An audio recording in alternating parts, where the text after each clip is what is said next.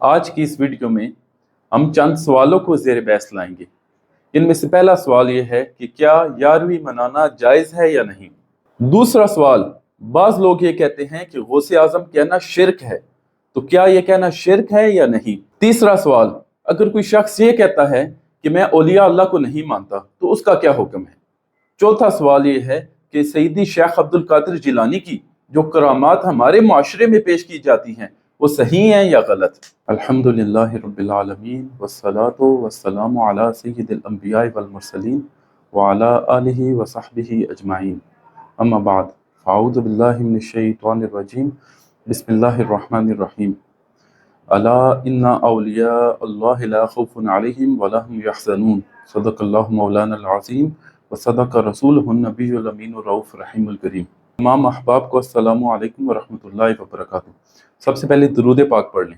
اللہم صلی علی محمد وعلی آل محمد وبارک وسلم وصلی علیہ۔ آج کی اس ویڈیو میں ہم چند سوالوں کو زیر بحث لائیں گے۔ ان میں سے پہلا سوال یہ ہے کہ کیا 11ویں منانا جائز ہے یا نہیں۔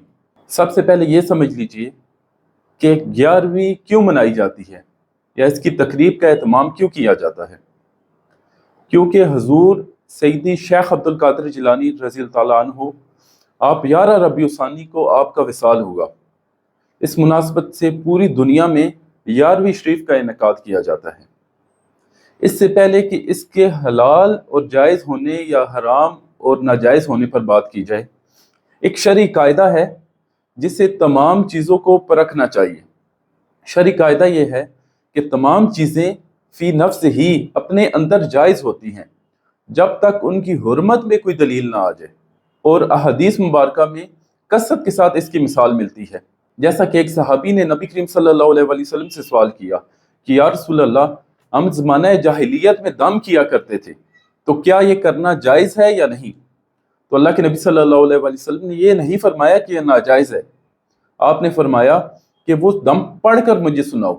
تو جب انہوں نے پڑھ کر سنایا تو اللہ کے نبی صلی اللہ علیہ وسلم نے فرمایا کہ اس میں کوئی حرج نہیں۔ پھر آپ نے فرمایا کہ جب تک اس میں شرکیہ کلمات نہ ہوں تو دم کرنا جائز ہے۔ تو 11ویں شریف کو بھی اس قاعدے کے تحت دیکھا جائے گا کہ اس میں ہوتا کیا ہے۔ 11ویں شریف میں قرآن پاک کی تلاوت ہوتی ہے، ذکر و اذکار ہوتا ہے، حضور کی نعت ہوتی ہے اور کھانے کا اہتمام ہوتا ہے، اور یہ چاروں چیزیں قرآن سے ثابت ہیں۔ حدیث بعد میں آتی ہیں، یہ چاروں چیزیں قرآن سے ثابت ہیں، اور یہ تمام ان چیزوں کا انعقاد اصالِ ثواب کے لیے کیا جاتا ہے، اس کی نیت سے کیا جاتا ہے، اور اصالِ ثواب پر بھی کثرت کے ساتھ احادیث مبارکہ موجود ہیں۔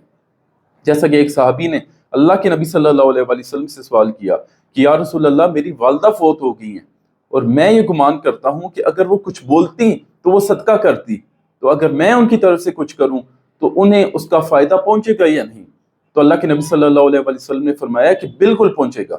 اور اس کی ایک اور مثال لے لیجئے کہ اگر کوئی شخص آپ سے یہ پوچھتا ہے کہ ٹی وی پر پروگرام کرنا جائز ہے یا نہیں، تو آپ اسے شروع سے یہ نہیں کہہ دیں گے کہ یہ حرام ہے، بلکہ آپ اس پروگرام کی نوعیت دیکھیں گے کہ اگر اس میں کوئی غیر شرعی چیز ہے تو وہ حرام ہے، نہیں تو وہ جائز ہے۔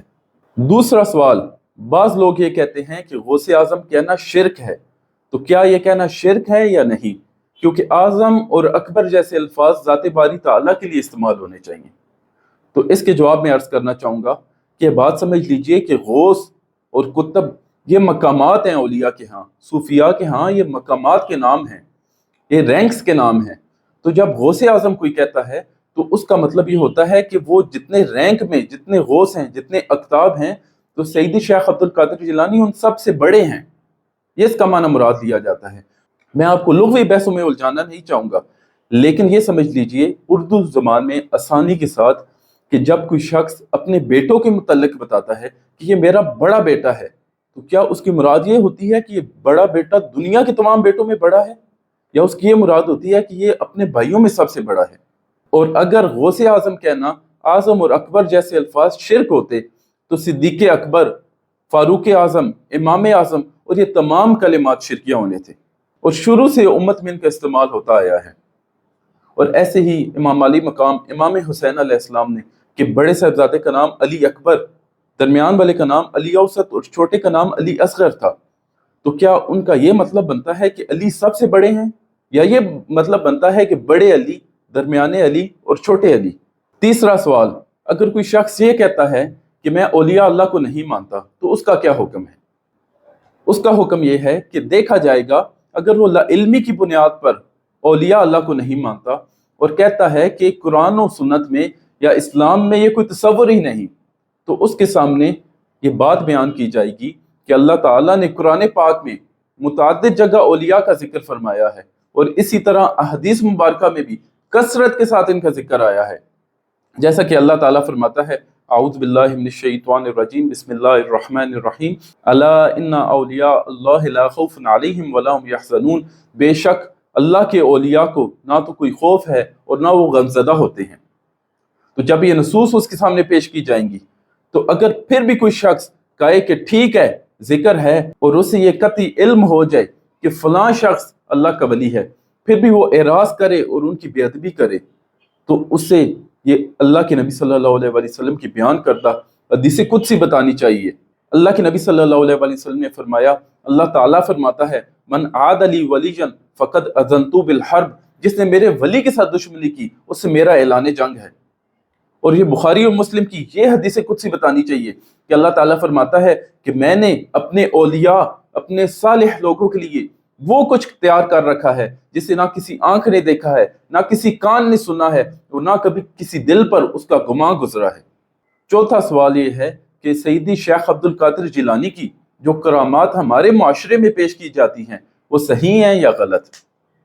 इससे कबल कि मैं सवाल का जवाब दूं, ये बात जान लीजिए कि हज़रत गौस पाक सईदी शेख अब्दुल कादिर जिलानी ये वो शख्सियत हैं, ये वो हस्ती हैं जिन पर पूरी उम्मत मुस्लिमा का इत्तफाक है, तमाम मकातब फ़िक्र का इन पर इत्तफाक है।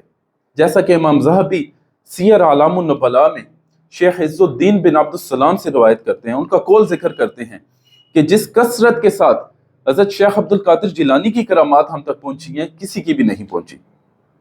और ऐसे ही इब्ने तैमिया मजमू अल फतावा में, इब्ने तैमिया वो हैं जिन्हें वहाबी और अहले हदीस हज़रात अपना पेशवा मानते हैं।